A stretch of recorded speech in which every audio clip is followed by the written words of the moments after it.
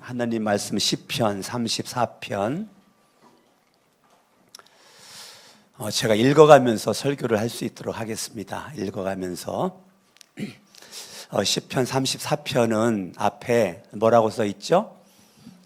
아비멜렉 앞에서 미친 채 하다가 쫓겨나서 지은 누구의 시라고요? 다윗의 시라고요. 시편이 이 시를 쓰게 된 배경을 말하고 있는 시편이 있는 반면 그 배경에 대해서 말하지 않는 시편도 많이 있는데 시편 34편은 이 배경이 아비멜렉 앞에서 미친 채 하다가 쫓겨나서 생명을 유지하고 죽지 않고 살아서 지은 다윗의 시. 다윗은 살려고 뭐한 사람이라고요? 미친 척 같은 사람이라고요. 목숨 부지하려고. 근데 어떻게 그게 시가 될까? 그게 시가 되거든요. 다윗은 감추고 싶었었던 인생의 하나의 과정이었을 거예요. 숨기고 싶었던 그의 삶의 일부분이었을 거예요. 내가 지금 이렇게 미친 척하는 것을 공개적으로 이거를 말한다는 게 감추고 싶었는데 그냥 그대로를 말해놓은 거예요. 그래서 시편 34편은 상당히 저와 여러분들에게 간증이라고 그러는 것이 우리가 목자 목녀들 토요 온가족 예배 때 간증하잖아요. 그러니까 부담을 가져요. 성공한 얘기만 하고 싶은 거예요. 잘 되는 얘기만 하고 싶은 거예요. 그런데 다윗처럼 미친 척 해가지고 살고 싶어서 미친 척 해가지고 내가 하나님의 은혜로 내가 기도와 응답받고 내가 살았다. 이게 다윗에게 놀라운 간증거리라는 거예요. 이게 뭐가 간증거리야? 그런데 다윗은 이게 그의 인생의 멋진 간증거리예요. 나는 여러분들이 성공한 간증만 그것이 아니라 실패한 간증도 일어난 것만 아니라 넘어진 간증도 여러분들이 그런 걸 해야 되는 거죠. 지난 수요일 날 수요정오 기도에 제가 갔었을 때 우리 교수님, 우리 목사님들 앞에서 제가 그랬어요. 다음에 기회가 되면 내가 설교할 수 있는 기회가 주어지면 내가 우유 훔쳐먹은 얘기 내가 하겠다고 그랬어요. 여러분들은 알죠? 예, 내가 우유 훔쳐먹은 적이 있었는데 우유 먹고 싶어 우유 훔쳐먹은 적이 있는데 그 우유 훔쳐먹은 얘기 기대하시라. 그랬더니 다들 궁금해가지고 기대한다는 거예요. 시편 34편 접어두시고 사무엘상 21장으로 갑니다. 사무엘상 21장 10절을 보죠. 지금 다윗은 골리앗을 물맷돌로 죽인 다음에 사울이 여인들이 다윗은 천천히고 다윗은 만만이로다. 여인들이 그렇게 노래한 것 때문에 이 속에 시기심이 발동을 해서 다윗을 죽이려고 군사를 풀어가지고 쫓아다닐 때 다윗은 안 죽으려고 도망갔거든요.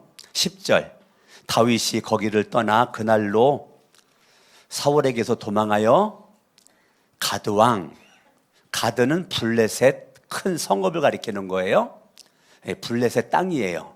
가드왕 아기스에게로 갔다. 도망갔는데 어떻게 공교롭게도 블레셋 땅으로 도망갔어요.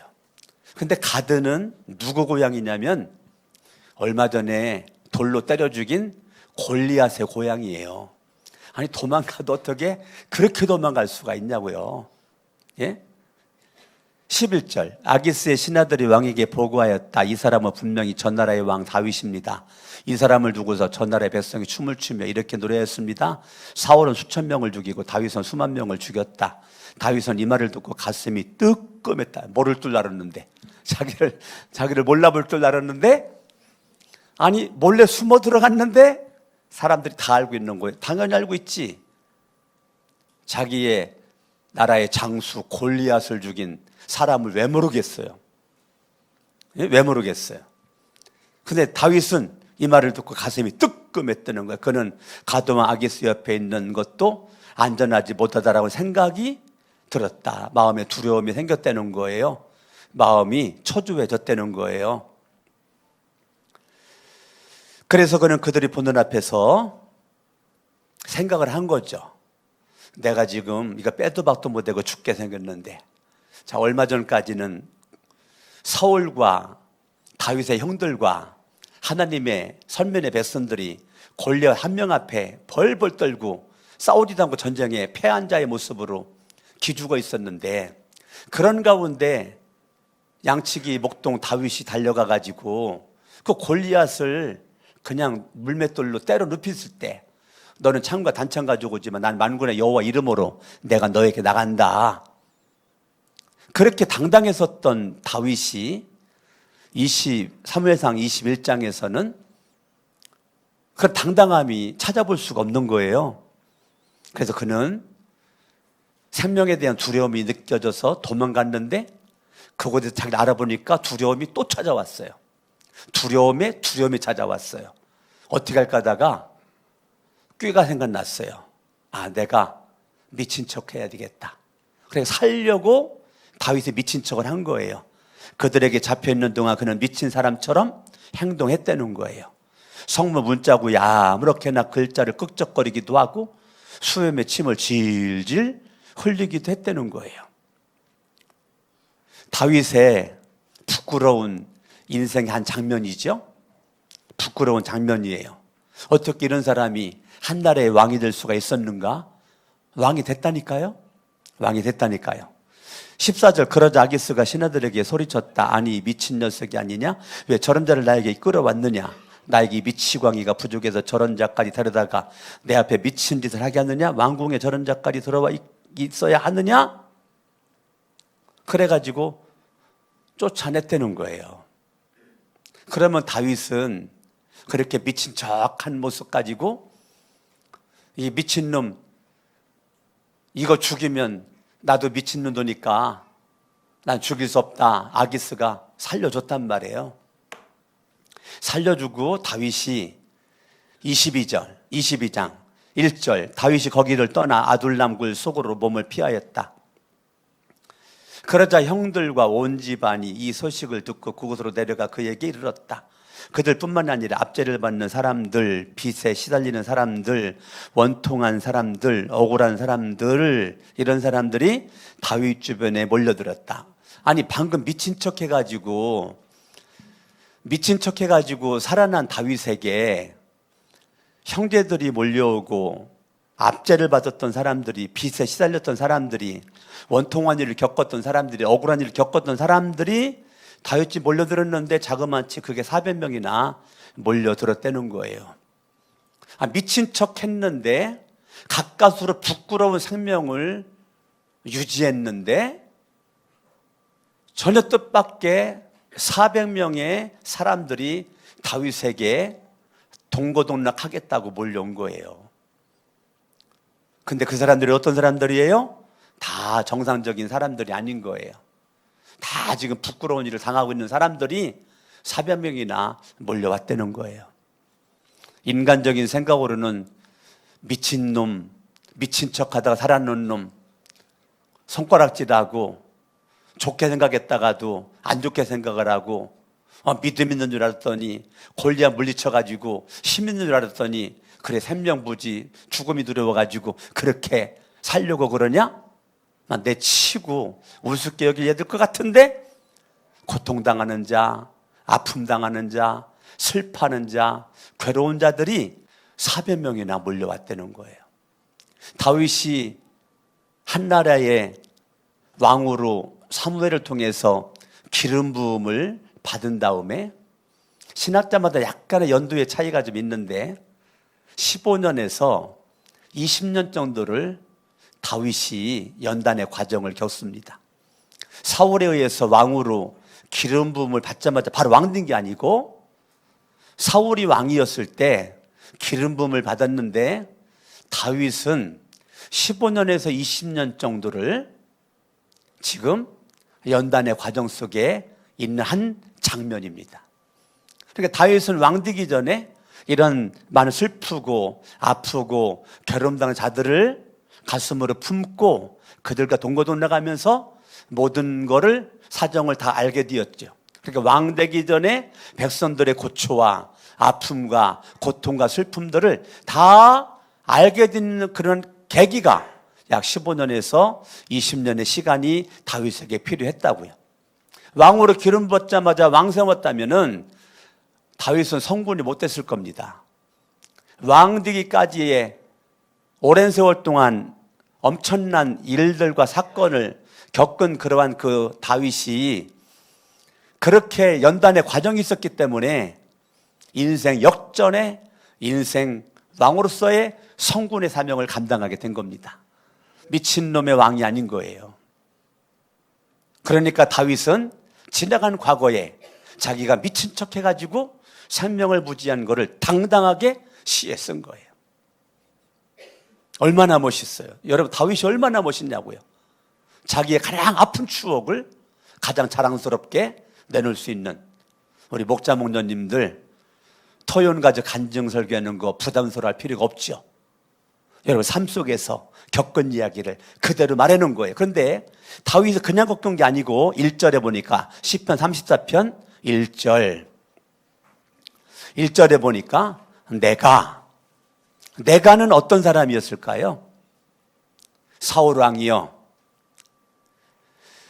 사무엘하 14장 14절을 보면 왕이요, 어떻게 왕은 죽은 개 같은 나를, 왕은 어떻게 벼룩과 같은 나를, 죽은 개 같고 벼룩과 같은 나를 그래 죽이려고 그렇게 군사들을 풀어가고 쫓아다니나이까. 그러니까 다윗은 자기가 자기를 생각할 때 인생이 얼마나 피곤하고 힘들고 어려운지, 라고 하는 다윗은 내가 볼 때 나는 죽은 개 같고 나는 쓰잘데없는 버젓거리는 벼룩과 같다라고 사무엘하 24장 14절에 말했던 것처럼, 이렇게 다윗은 자기의 존재감이 사람들 눈으로 바라봤을 때 미친 척 해가지고 생명을 부지한 놈, 생명 연명한 놈, 별별 얘기와 소문들이 다윗에게 많이 있었겠죠.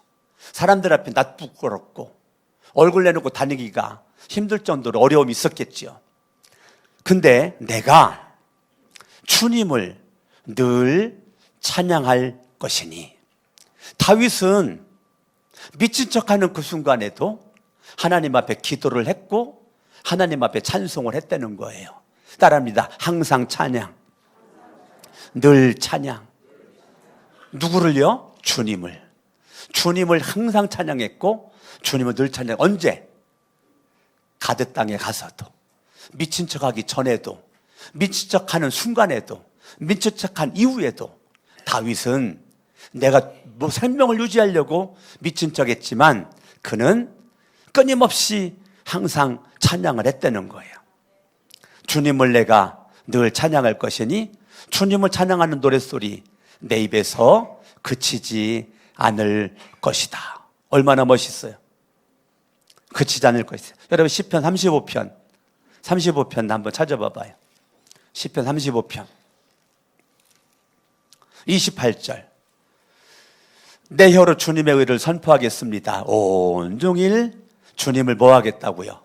온종일 주님을 찬양하겠다고요. 온종일 주님을 찬양하겠다는 거예요. 아멘. 아멘. 34편 2절을 보죠. 그러면 나 오직 주님만을 뭐 한다고요? 자랑한다는 거예요. 나는 오직 주님만을 자랑합니다. 내가 미친 척해서 생명 연장한 이것까지도 내가 간증거리 만들겠습니다. 내가 주님을 자랑하는 자랑거리를 만들겠습니다. 이것까지도 나는 주님을 증거하는 내 인생의 카이로스의 시간으로 내가 만들겠습니다. 흘러가는 크로노스의 시간에서 카이로스의 시간으로 내가 만들겠습니다. 얼마나 멋있어요. 따라합니다. 나 가슴에 손 얹어봐요. 나 오직 주님만을 자랑하렵니다. 얼마나 멋있어요. 여러분, 오직 주님만 자랑한다. 그러면 1절과 2절에 나오는 다윗이 가지고 있는 신앙적 사상이 뭐냐? 하나님 절대 주권적 사상입니다. 하나님의 절대 주권적 사상, 주권적 섭리 속에 하나님의 절대 주권적 손길에 내가 있다는 거죠. 이거를 지금 다윗은 믿고 있는 거예요. 아멘? 미친 척하고 살아나도록 한 것도 하나님이 주신 생각이라는 거예요. 미친 척해서 생명 사는 것도 하나님이 주신 마음이라는 거예요. 다윗은 하나님의 주권을 신뢰를 하는 거예요. 그 하나님의 주권 속에 내가 미친 척을 해가지고 내가 구원을 받은 거죠. 생명 연장을 받은 거예요. 안 그랬으면 다윗은 거기서 죽었죠. 그러면 성군의 왕이 될 수가 없었죠. 죽었더라면. 2절, 비천한 사람들아 듣고서 기뻐하여라. 사람들은요, 좋은 일만 있으면 기뻐하겠다는 거예요. 잘 되면 기뻐하겠다는 거예요. 성공하면 기뻐하겠다는 거예요. 그런데 2절은 뭐라고 말해요? 비천한 사람들. 비천한 사람들이 누군데요? 실패한 사람들. 어제도 고난 가운데 헐떡거렸고 지금도 고난 가운데 헐떡거리고 있고 내일도 찬란한 빛이 보이지 않는 그러한 사람들. 엄청난 실패를 경험하고 고난 속에서 휩싸여지는 너희들이라 할지라도 기뻐하여라. 얼마나 멋있어요. 얼마나 멋있어요. 저와 여러분들이 항상 찬양은 좋을 때나 나쁠 때나 건강할 때나 병들었을 때나 성공해서 실패했을 때나 찬양이 멈추면 안 된다는 거예요. 할 수 있겠어요? 네. 찬양이 멈추면 안 된다는 거예요. 저와 여러분들이 찬양하는데 3절 나 혼자만 찬양하면 되겠어요? 3절 읽어봐요. 시작. 나와 함께 주님을 높이자. 모두 함께 그 이름을 기리자. 함께라는 단어가 2번 나오죠. 우리는요, 신앙이 나 혼자만 예수 믿어. 나 혼자만 예수를 믿어. 아니요, 우리는 선한 영향력을 끼쳐야 돼요. 어떤 사람은 그냥 나 혼자만 예수를 믿어. 교회 왔다가 교제도 안 하고 그냥 바로 가. 교회는 와서 예배 드렸는데 전혀 교제하지 않아. 바로 집에 가기 바빠. 믿는 사람들 간에 교제하는 거를 별로 그렇게 할 줄을 몰라. 그렇게도 신앙생활 할 수 있죠. 그런데 주님이 원하는 건 투게더입니다. 함께입니다. 여러분들이 함께하면서 내가 도전을 줄 수도 있고 내가 도전을 받을 수도 있지요. 그러니까 목장 모임을 빠지면 안 되는 거예요. 목장 모임에서 내가 도전을 주기도 하고 도전을 받기도 하잖아요. 아멘? 제가 목사지만 목원들 말하는 것 보면 얼마나 내가 도전을 받고 은혜를 받는지 몰라요. 성경 읽기 모임에서 감사한 내용 쓴 거 보면 제가 막 도전을 받아요. 어쩜 이렇게 섬세하게 간증의 내용, 하루의 간증의 이야기를 잘 쓸까? 목사님 제가 막 감동받을 정도로 많이 쓰는 걸 보면 참 대단하다. 얼마나 도전을 많이 받는지 몰라요. 이독 성경 모임에서 우리 교인들 참 대단한 것 같아요. 은혜 받은 구절 쓰는 거라든지 하루의 삶의 간증거리를, 감사거리를 그거 찾아내가지고 기록한다는 게 이게 쉬운 거 아닌데 얼마나 잘하는지 몰라요. 참 제가 은혜를 받습니다. 따라합니다. 함께. 1절과 2절은 찬양 자랑입니다. 찬양이라는 단어가 중요합니다. 1절에 자랑이라는 단어가 중요합니다. 2절에 자랑이라는 단어가 중요해요. 1절은 찬양, 2절은 자랑, 3절은 함께입니다. 함께 주님을 높이자. 찬양하겠다는 거죠. 함께 주님을 찬양하자. 함께 주님을 높이자. 그의 이름을 찬양하자. 4절, 내가 주님을 간절히 찾았더니 주님께서 나에게 뭐 하셨다고요? 응답하신다. 자, 우리가 기도하면 응답이 온다. 찬양하면 주님이 들으시고 찬양도 곡조 있는 기도예요. 그러니까 찬양도 기도예요. 아멘? 예, 찬양도 기도. 방금 전에 우리 세네갈 목장이 찬양하는 게 그냥 찬양이 아니죠. 이거는 곡조가 있는 기도인 거죠. 하나님 앞에 올려드린 기도 주님이 다 들으시고 주님이 응답해 주시는 거죠. 여러분들이 기도하면 반드시 응답이 온다. 할렐루야. 따라합니다. 항상 찬양하면 항상 응답 온다. 언제나 기도하면 언제나 응답이 온다. 늘 찬양하면 늘 응답이 온다.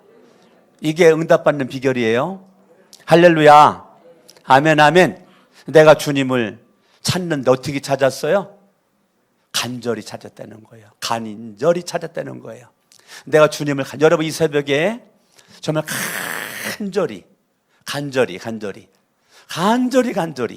할렐루야. 예? 저도 지금 2시간 자고 나왔거든요. 어저께는 하나님이 잠을 안 재우셔가지고 나 이제까지 설교 준비하면서 10편 34편처럼 설교 준비를 많이 한 적이 처음이에요.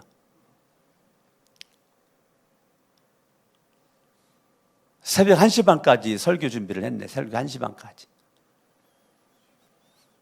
준비한 걸 다 설교 못해요. 준비한 게 하도 많은데 그걸 다 설교할 수가 없어요. 벌써 설교 끝난 시간 됐네. 주님을 간절히 찾았어요. 주님 응답해 주십니다. 따라합니다. 내 모든 두려움에서 나를 건져내셨다. 아멘. 나는 두려움 있는 초라한 인생이었었는데 그런 가운데 기도하고 찬양했더니 주님이 구원해 주셨다는 거예요. 두려움 속에 벌벌 떨어 미친 척하는 생명 연장하고 싶은 미친 척하는 초라하기 짝이 없는 나를 하나님은 그런 가운데 부르짖는 기도 찬양을 들으시고 나를 생명을 구원해 주셨다는 거예요. 5절 주님을 우러러 보아라. 주님을 우러러 보아라. 내 얼굴에 기쁨이 내가 주님을 바라봐. 그러면 주님은 나에게 뭐 주시겠다고요? 기쁨이 넘치고 너는 수치를 당하지 않을 거다. 너 미친 척 했지? 너 미친 척 했다고 사람들이 너를 미친놈이라고 생각하지 않을 거야. 내가 너를 세운다. 그러니까 너 수치당하지 않아. 걱정하지 말어. 다윗은 이거를 체험을 하는 거예요. 자기 체험한 내용을 쓴 게 34편이죠. 6절 비천한 몸도 미친 척 했지만 미친 척 하면서도 내가 찬양하고 기도했다. 미천한 몸 주님께 부르짖었더니 6절입니다. 주님께서 뭐 했어요? 들으셔.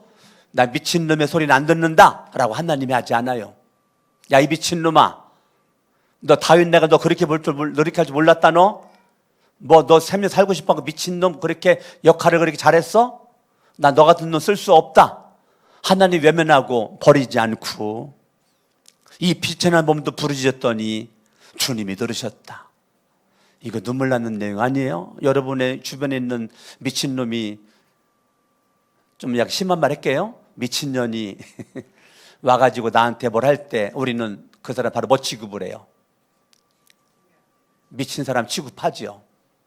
그러면 그 말 들어요? 절대 안 듣죠.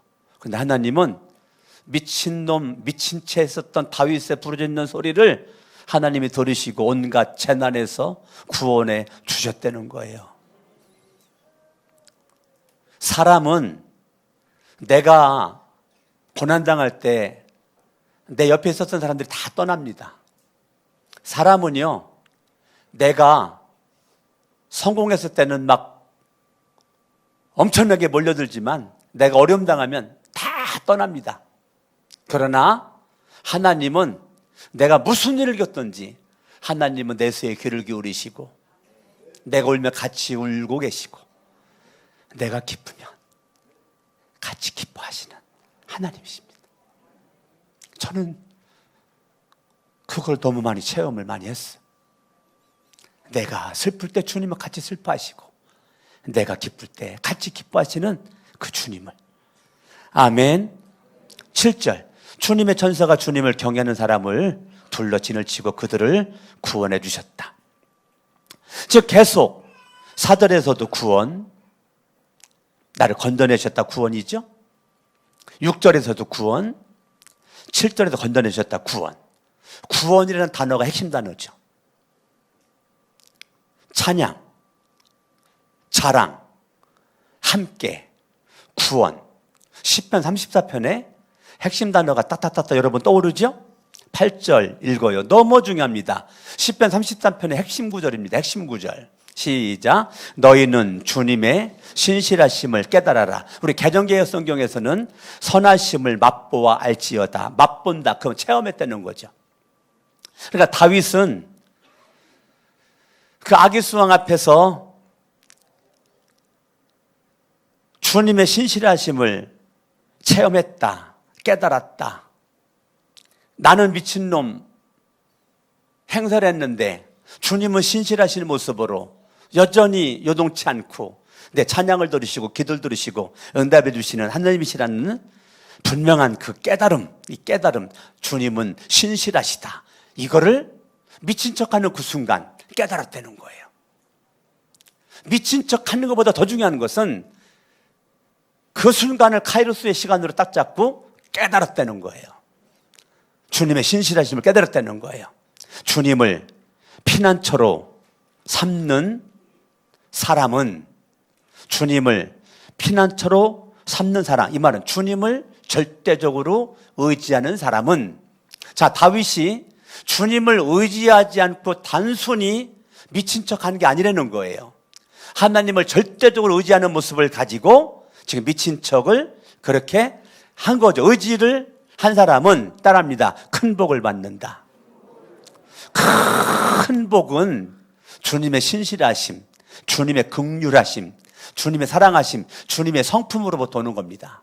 주님의 성품으로부터 큰 복. 근데 여기서 큰 복이 뭐냐면 따라합니다. 나를 보호하고 나를 구원한, 이게 큰 복이에요. 우리 큰 복이라면 꼭 돈만 생각하죠. 그게 아니고 여기서 말하는 큰 복은 하나님이 나를 지켜주시고 하나님 나를 보호해 주시고 하나님 나를 생명의 위기에서 구원해 주신 거에 대한 큰 복을 얘기를 하는 거라고요.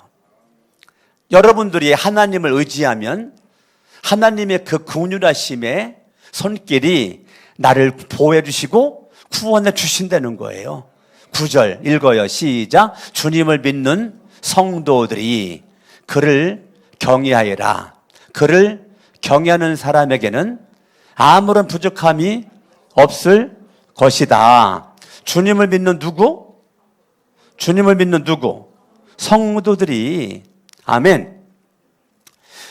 여기 잠깐만 접어두시고 16편으로 가봐요. 10편 16편. 제가 참 좋아하는 성경 구절입니다. 강석원 목사도 성도고 여러분들도 성도예요. 예수를 믿으면 성도가 되는 거죠. 그래서 우리는 성도님, 우리 성도 소리만 들으면 되는 거예요. 근데 우리는 성도라는 단어를 우습게 생각을 하죠. 그 집사 소리를 들어야 될 것 같고, 권사, 장로 소리를 들어야 될 것 같고, 목사 소리를 들어야 될 것 같죠. 그런데 정말 존귀한 이름이 성도라니까요. 성도. 이거 외우세요. 16장 3절, 16편 3절. 읽어요. 시작. 땅에 사는 성도들에 관해 말하라면 성도들은 존귀한 사람들이요 나의 기쁨이다. 따라합니다. 성도들은 존귀한 사람들이요 나의 기쁨이다. 이게 다윗이 한 얘기라니까요. 다윗이 따라합니다. 성도들은 존귀한 사람들이요 나의 기쁨이다. 여러분들은 예수를 믿자면 다 성도가 됐다니까요. 강석원 목사도 성도라니까요. 성도들은 다 예수의 피로 값주고 산 존귀한 자들이라고요. 나의 기쁨이라고요. 할렐루야. 아멘. 아멘. 10편 34편 9절에 주님을 믿는 성도들 존귀한 자들이라고요. 주님의 기쁨 되는 사람들이라고요. 그를 경외하여라. 하나님을 경외하여라. 그를 경외하는 사람에게는 따라합니다. 아무런 부족함이 없을 것이다. 하나님이 지켜주니까, 하나님이 보호해주니까, 하나님이 구원해주니까 아무런 부족함이 없으리다. 여호와는 나의 목자시니 내게 부족함이 없으리로다. 이거 시편 150편 몇 절이죠? 알고 계셨네. 시편 23편 1절이었어요. 또 150편 몇 절인가 지금 머리 굴리고 있었죠. 네? 시편 23편 1절이에요. 여호와는 나의 목자시니 내가 부족함이 없으리로다. 그가 나를 푸른 초장 잔잔한 물가로 인도하시는 듯다. 할렐루야. 아멘. 10절 읽어요. 시작. 젊은 사자들은 먹이를 잃고 굶주릴 수 있으나 주님을 찾는 사람은 복이 있어 아무런 부족함이 없을 것이다. 아멘. 아무런 부족함이 없다는 것이 9절도 나왔고 10절도 나왔어요. 여러분들이 기도하고 찬양하고 주님을 신뢰하면 주님은 여러분들의 기도를 들으시고 항상 인도하시고 할렐루야 부족함이 없도록 채워주신다는 거예요. 아멘. 사람은 능력이 한계가 있지만 하나님은 능력이 한계가 없어. 다 채워주시는 거예요. 할렐루야. 오늘 젊은 우리 청년들, 우리 학생들 나왔는데요. 우리 어린아이 딱 나왔는데 11절 읽어봐요. 시작. 젊은이들아 와서 내 말을 들어라. 자, 젊은이들이 가장 신경 써야 될 것, 하나님 앞에 달려가 하나님 말씀을 듣는 게 주님을 경외하는 너희에게 가르쳐 주겠다. 아멘. 주님을 경외하는 것이 젊었을 때 이루어지면 하나님이 책임져 주겠다는 거예요. 네가 나를 경외해, 네가 나를 사랑해, 네가 나를 인정을 해, 하나님 인정을 해. 그럼 내가 너 인생을 책임져 주마. 우리 젊은 청년들, 학생들 잘 기억하세요. 네가 나를 인정해 주님으로, 네가 나를 존중해 주님으로, 그럼 내가 너를 인정하마, 내가 너를 보호하마, 내가 너를 지켜주마. 할렐루야. 아멘, 아멘, 아멘. 12절에 인생을 즐겁게 지내고자 하는 사람, 그 사람은 누구냐? 좋은 일을 보면서 오래 살고자 하는 사람은 누구냐? 자, 여러분들이 믿음의 삶을 살아갈 때 가장 경계하고 조심해야 될 거 따라합니다. 혀를 조심해라, 말 조심해라, 입 조심해라. 다윗이 13절에 그렇게 말하죠. 읽어봐요. 시작. 내 혀로. 뭐라고요? 내 혀로. 내 혀로. 여러분, 저와 여러분들이 항상 찬양하고 우리가 하나님을 구체적으로 찬양하는데 찬양할 이유는 날 지켜주심을 찬양하고 날 구원해 주심을 찬양하는, 막연하게 찬양하는 게 아니죠. 하나님 내 말을 들으시는 거, 내 소리에 응답하시는 거, 나를 보호해 주시는 거, 지켜주시는 것에 구체적인 찬양해야 될 이유가 있단 말이에요. 우리가 목장 모임 때도 찬양 부장이 찬양을 선택할 때 반드시 왜 선택했는지 이유를 말하라고 찬양해라 그랬죠. 이 찬양을 왜 선택했는지 선택한 이유를 말한 다음에 찬양을 부르라 그랬죠. 이 찬양을 왜 불러야 되는지, 왜 그 선택을 했는지를 한마디라도 말한 다음에 하라 그랬습니다. 지금 시편 34편도 다윗은 무조건 찬양하지 않아요. 구체적으로 찬양해야 될 이유가 분명히 그에게 있는 겁니다. 나를 구원해 주신 것에 대한 찬양, 지켜주신 것에 대한 찬양, 은혜 주신 것에 대한 찬양, 들어주신 것에 대한 찬양 있는 거예요. 할렐루야. 그리고 여러분의 말하는 거, 그냥 평범하게 말하는 것 자체도 따라합니다. 행위 찬양. 무슨 찬양? 여러분이 움직이고 말하는 이 모든 것들이 내가 찬양은 부르지 않는데 내가 생활 속에서 말하는 모든 말을 우리는 행위 찬양, 행위 찬양. 무슨 찬양? 행위 찬양. 행위 찬양의 첫 번째가 뭐냐면 혀입니다. 혀. 같이 읽어봐요. 시작. 내 혀로 악한 말을 하지 말며. 여러분 혀로 무슨 말 하지 말라고요? 악한 말 하지 말고 내 입술로 거짓말 하지 말아라. 우리 예수를 믿는 사람들은 악한 말, 거짓말 왜 하지 말죠? 사탄이 틈타니까. 사탄이 그 악한 말을 타고 들어와요. 사탄이 거짓말을 타고 들어와요. 악한 말하는 자, 거짓말하는 자, 먼저 그 양심에 사탄이 먼저 들어가고 다른 사람들에게 사탄을 전염시켜버려요. 그러니까 예수를 믿는 사람들은 혀 조심해야 되는데 험악한 말, 악한 말, 싸나운 말 하면 안 돼요. 거기에 사탄이 틈을 타고 들어와요. 거짓말하면 안 됩니다. 14절 읽어요. 시작. 악한 일 피하고 선한 일만 하여라. 사람들 죽이는 일 하지 마세요. 여러분의 입술로 누구 막 끄잡아 내리는 일, 그거 악한 일이라는, 악한 일. 악한 일 하지 말라는 거예요. 피하라는 거예요. 피하라는 거예요. 이왕이면 높여주고 인정해주고 여러분들이 기도해주고 그래야지. 여러분 입술로 그냥 악한 일을 막 저지르고 다니는 거야. 따라합니다. 악한 일은 피하고 선한 일만 하여라. 주먹줘요. 악한 일은 피하고 선한 일만 하리라. 아멘. 말해야 돼. 평화의 말 하는 거예요. 평화의 말. 따라합니다. 평화의 말을 있는 힘을 다하여 해라. 내 속에 막 독이 막 여기까지 막 나와, 독이 막 나와. 그걸 막 예수 이름으로 막 붙잡아 그냥 그걸 막 눌러버리고 평화의 말. 아멘 하세요. 은혜스러운 말. 아멘, 아멘. 소금으로 고르게 한 말. 할렐루야. 악한 말은 십자가에 못 박아버리고 여러분들이 행위 찬양, 행위 찬양. 할렐루야. 15절. 주님의 눈은 의로운 사람을 살펴요. 여러분들 악한 일 계속하죠? 16절. 악한 일을 하면 주님이 노려보신대, 주님이 째려보신대. 여러분들이 악한 말 하죠? 악한 일 하죠? 그때 주님이 째려본대, 노려본대 주님이. 무섭지 않아요? 이래도 악한 말 하겠어요? 이래도 악한 일을 하겠어요? 그게 나 죽는 길이에요. 주님이 째려본대. 내가 너 심판하리라. 내가 너 공의로 판단하리라. 이 나쁜 놈아. 너 언제까지 그렇게 악한 일을 하고 그렇게 악한 말 그렇게 할래 너? 내가 너 째려본다, 노려본다. 더 무섭죠? 그들에 대한 기억을 이 땅에서 지워버리리라. 얼마나 무서운 얘기예요. 내가 하는 악한 말과 악한 행동을 하나님이 이렇게 무섭게 내가 너를 지워버리리라. 행위 찬양이 여러분에게 이루어지지 않으면 무서운 하나님의 심판이 여러분의 말한 것 때문에 여러분에게 임합니다. 제가 어저께 성경 읽기를 하면서 성경 은혜 받은 한 구절 쓸 때 내 눈에 확 띄는 거 있더라고요. 주님이 재림하실 때 주님이 맨 먼저 하나님께 심판을 하십니다. 근데 어디부터 심판하는가? 어제 본 성경은 하나님의 교회를 먼저 심판한다 그랬어.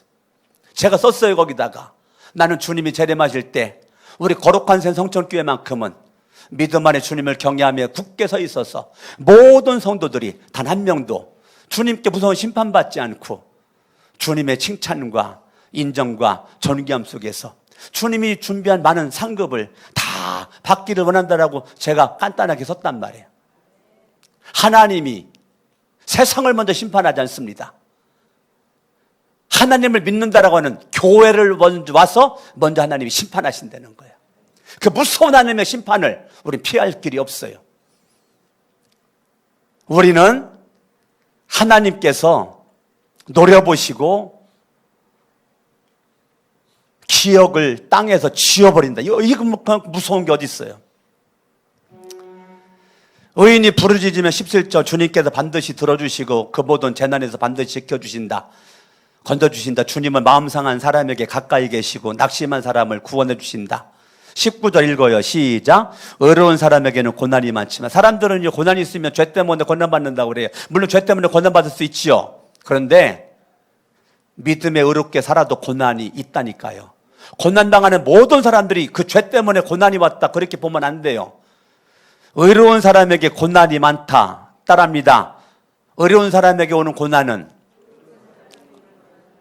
받아들이기 어렵지만 하나님의 놀라운 은혜의 선물이다. 그렇게 믿으세요. 그렇게 받아들이세요. 의로운 사람에게 고난은 하나님의 은혜의 선물입니다. 고난을 즐기세요. 어째 아멘들 안 해요? 고난을 즐겨요. 할렐루야. 주님께서는 그 모든 고난에서 그를 건져 주신다. 기도하겠습니다.